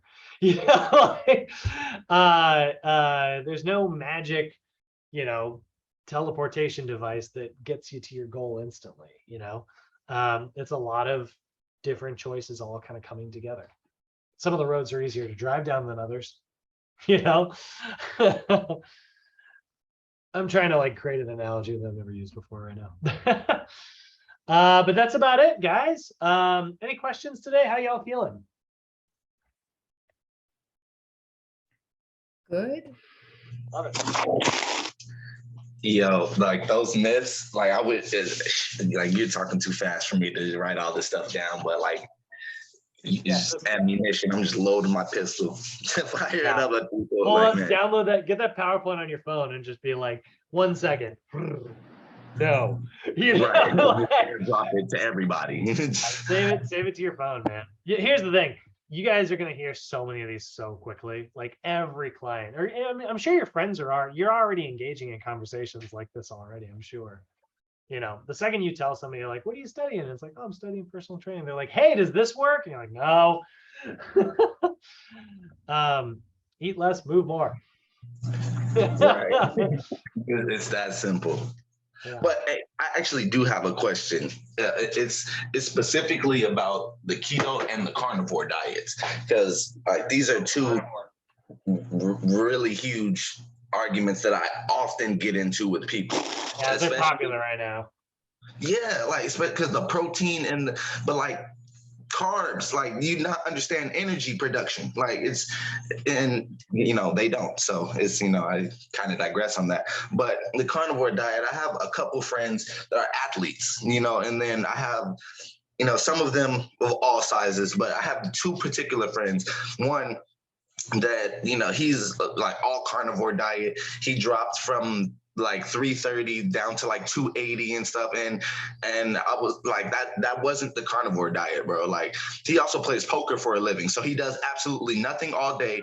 He's sitting down at either the casino, the table, computer. He does nothing. His active lifestyle has died. What I'm saying? He plays basketball with me, and that's it. He doesn't have any sort of physical activity, kids, all. What I'm saying? Yeah. But he did the carnivore diet and dropped to about 280. And I was like, you also, started walking up and down your stairs. You know what I'm saying? Like, yeah, well, we also know that like protein is very satiating. So it does so chances are he probably wasn't overeating quite as often. Like, and by restricting carbohydrates, now you've got this entire list of foods that you can't eat. So like, you're like, what are we gonna eat today? God, I don't know. I got nothing in the house. All right, well, I guess I just won't eat. Like, you're more likely to, create that calorie deficit. So he definitely created a calorie deficit somehow on whatever diet he was on. But that's what explains his weight loss. Or taking the stairs more and things like that, like you said. Yeah, but he's just hell bent on, it was what I was eating, it made me feel better. And I was like, no, dude, like, are you retarded? Like, you moving around is what made you feel better. You know what I'm saying? Like, I know, I'm very set, but it's like, I don't get it, because it's sufficient evidence, and you're like, nope, it's what I did. Here's the thing: as long as it's not hurting him, let him have his way. But you're but he's going around telling other people that this is what he did, and that's what I have a problem with. Yeah, like. So here's what I'll say. This will help you if you're talking to him. Take it from that perspective and say, like, look, I'm not saying you're wrong. Because if you do, you're never gonna get him on your side. Like, don't say, like, I'm not saying you're wrong, but I do think that it is like that message of this is the only way to do things is often an inappropriate message. You know what I mean? Like I believe that this worked for you, but to say that means that it will work for the entire human population, I mean, like, that's not very scientifically sound. Can we both agree on that? You know what I mean? And that will help you sort of turn that argument slowly. Nobody likes to be told they're wrong. Oh yeah, no, I've honestly given up. I don't know how passion I get just talking to you about it, but like, it's just, I've given up. Just I'll let people have their way eventually. Wait till next mod. We're going to talk about all this stuff again. And, we'll talk about all the psychology of changing somebody's mind. It's very difficult. Oh, yeah, like I don't even want to change anybody's mind anymore. I'm cool. Fair enough. All right, guys. Well, we are wrapped up for the day. I'll let all y'all out of here and see you tomorrow. We're meeting up on Thursday, which is exciting. And we're getting into some program design stuff later, which is really exciting. So I'll see everybody tomorrow. Have a good one, Brad. Have a good one, guys. Good one, everybody. One. Have a good one, everyone. All right. See you Later. Later. Welcome back. Yeah, thanks. I forgot to tell you. Yeah, appreciate it. I'm back in the old studio. Yeah. All right, see ya. Bye. See you.